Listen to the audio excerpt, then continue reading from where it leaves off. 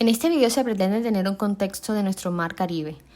y nuestro Caribe colombiano, con costumbres y otros aspectos significativos de la época relacionándose con la vida pirata en el Caribe, es decir, cómo este grupo de personas hicieron un tipo de influencia en área y la época, con respecto a cultura, idioma, comercio, entre otras cosas que lograron cambios como aspectos que aún no se logra ver puestos en la experiencia caribeña.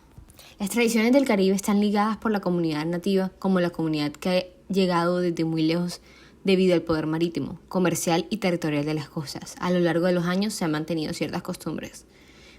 Esto, por la parte de los piratas, ofrecen una historia de desarrollo que consideran a personas atreviéndose a viajar hasta muy lejos en las épocas, así logrando expandir sus conocimientos de cultura e idioma, al igual que ganancias mediante el contrabando, como con mercancías robadas, aspectos más conocidos de ellos, Almenar 2016. Sin embargo, esto ofrece más que simplemente lo que se conoce como piratas. Se conoce más como las batallas y la igualdad por la que ellos lucharon para poder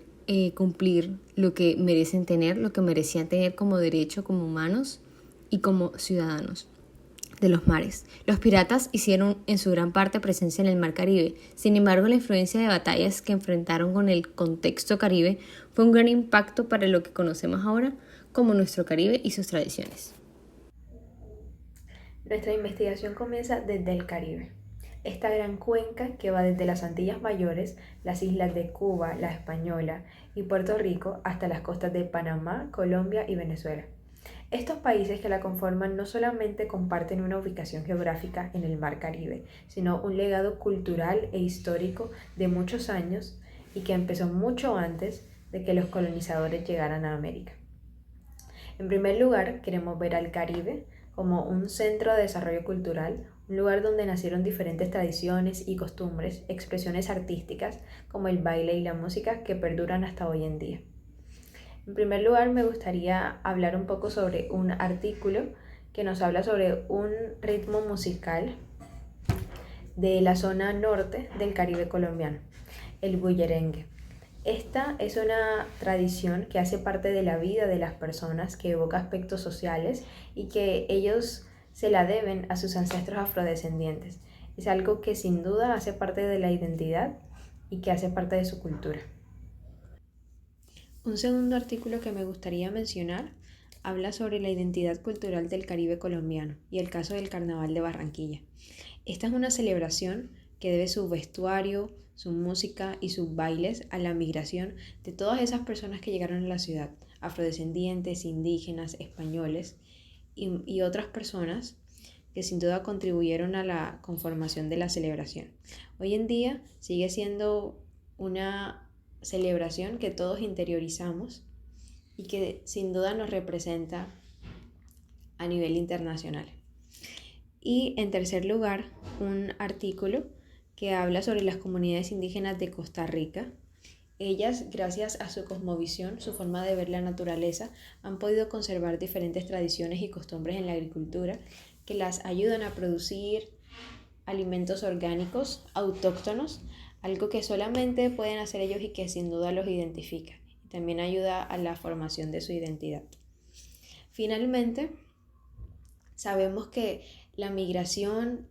y las personas que llegaron al Caribe no solamente fue gracias a los colonizadores, sino también a otras personas que estuvieron en el territorio hace muchos años, y esos son los piratas, de los que hablarán mis compañeros. La historia de los piratas es mucho más compleja de lo que normalmente se hace parecer, ya que los piratas no fueron simplemente un grupo de personas que se dedicaban exclusivamente al asesinato, al robo y al contrabando, y que era un grupo de personas que simplemente terrorizaban los mares del siglo XVI.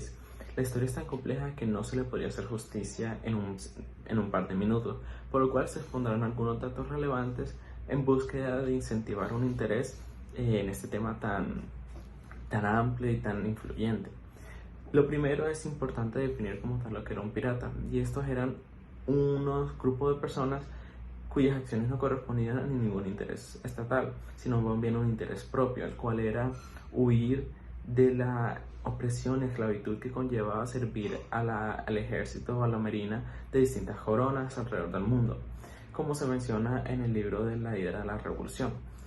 Es importante también mencionar que en ese entonces el término pirata era muy amplio, ya que consideraban pirata cualquier persona que no seguía las leyes de ese entonces, por lo cual muchas personas fueron denominadas piratas en ese entonces.